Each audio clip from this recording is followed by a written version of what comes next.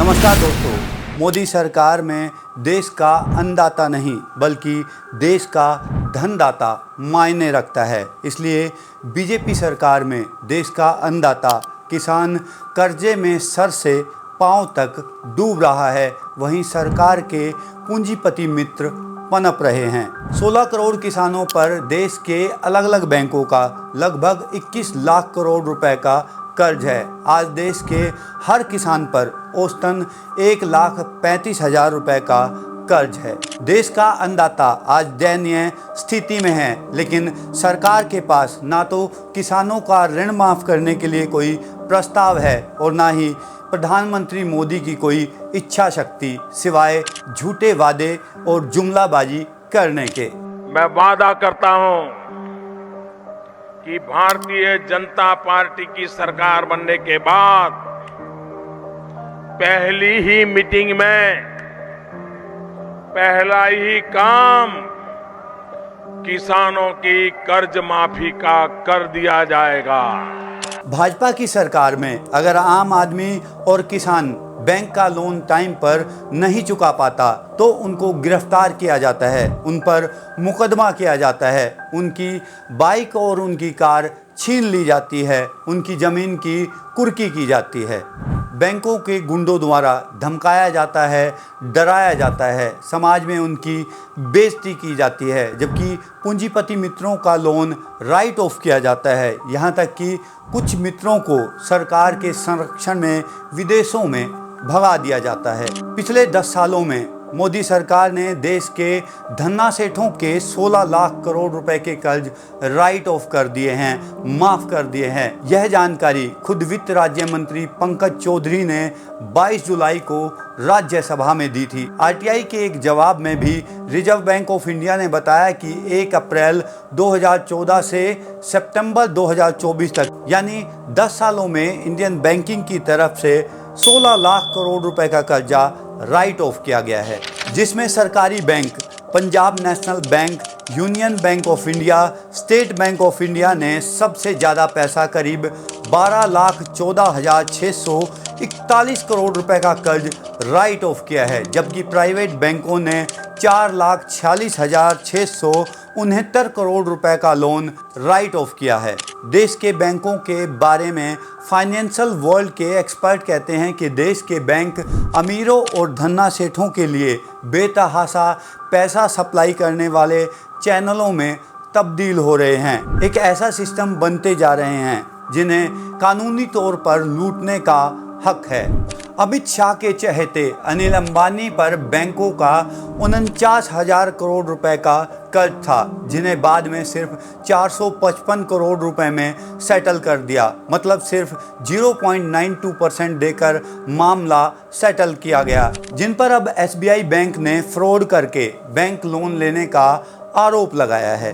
The wire में छपी एक खबर के अनुसार 16 लाख करोड़ में से 12 लाख करोड़ तो केवल बड़े बड़े कॉरपोरेट और फ्रॉड करके लिए गए कर्ज के राइट ऑफ किए गए हैं, जिनमें रिलायंस, वीडियोकॉन, जिंदल, जयप्रकाश और अडानी जैसे लोग शामिल हैं। देश में बढ़ती महंगाई और बेरोजगारी से जनता अपना सर पीट रही है। दूसरी तरफ देश की सरकार अपनी पूंजीपति मित्रों पर देश का धन लुटा रही है। एक तरफ सरकार पैसों का रोना रोकर सरकारी स्कूलों और अस्पतालों पर ताला जड़ रही है। देश के भविष्य यानी युवाओं को रेगुलर आर्मी से हटाकर अग्निवीर जैसी ठेकेदारी योजनाओं में धकेल रही है, किसानों के अधिकार छीन रही है, उनकी हक की जमीन खा रही है और दूसरी तरफ उन्हीं पैसों से पूंजीपतियों की तिजोरियां भर रही है। सरकार द्वारा माफ किए गए कर्ज की रकम 16 लाख करोड़ रुपए इतनी बड़ी है कि सरकार को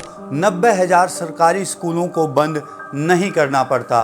देश की शिक्षा के 10 साल का कुल बजट भी सरकार द्वारा राइट ऑफ किए गए पैसे से 40% कम है। 10 साल का देश का हेल्थ बजट भी इस रकम का आधा है। सोचिए, देश का 20 साल के हेल्थ बजट के बराबर की रकम माफ कर दी गई है। अब आप सोचिए, यही है सरकार के विकास का नया मॉडल, जहां जनता भूखी सोए और अरबपति सोते सोते और अमीर हो जाए। आखिर ये देश किसके लिए चलाया जा रहा है। 140 करोड़ आम जनता के लिए या कुछ चुनिंदा पूंजीपति और दोस्तों के लिए। देश का किसान हर दिन कर्ज की गहराई में डूब रहा है।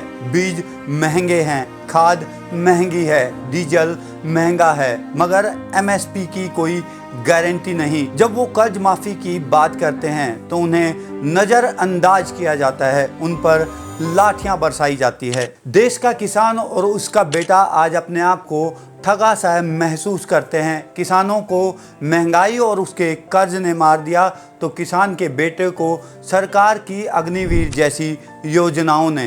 भारत एक किसान प्रधान देश है, मगर इसी देश में हजारों किसान हर साल कर्जे की वजह से आत्महत्या करने को मजबूर है।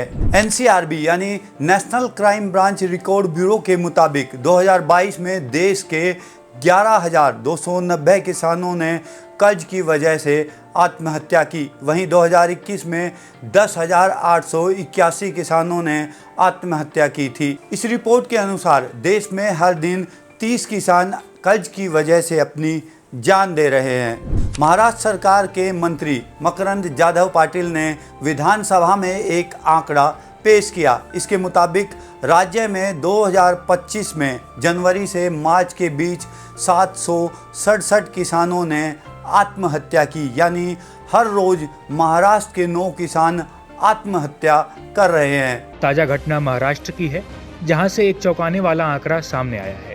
साल 2025 के शुरुआती 3 महीनों में 767 किसानों ने मौत को गले लगा लिया है। महाराष्ट्र में किसानों की आत्महत्या कई सालों से चिंता का सबब बना हुआ है।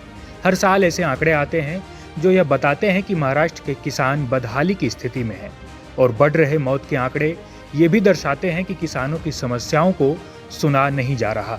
ये एक भयावह और चौंकाने वाला आंकड़ा है जो सरकार की नाकामियों को उजागर करता है। यही मोदी सरकार की उन नीतियों को दर्शाता है जो देश के धन्ना सेठों का लाखों करोड़ों का कर्ज माफ कर सकती है, लेकिन देश के अन्नदाता से किए गए वादों को पूरा करने में नाकाम रहती है। केंद्र की मोदी सरकार किसानों के लिए किसान पीएम सम्मान निधि और फसल बीमा योजना तो चला रही है, लेकिन किसानों के लिए ये ऊंट के मुंह में जीरे के समान है। इसलिए किसान एमएसपी की कानूनी गारंटी के अलावा कर्ज माफ़ी और बीज खाद की कीमतों पर नियंत्रण की मांग करते आ रहे हैं। लेकिन पिछले 10 सालों में मोदी सरकार वादों के बाद भी टस से मस होने को तैयार नहीं है। किसानों की देश में हालत और भी भयावह होती जा रही है। आज के लिए बस इतना ही। मिलते हैं एक नए एपिसोड में एक नई कहानी के साथ। तब तक के लिए जय हिंद, जय भारत।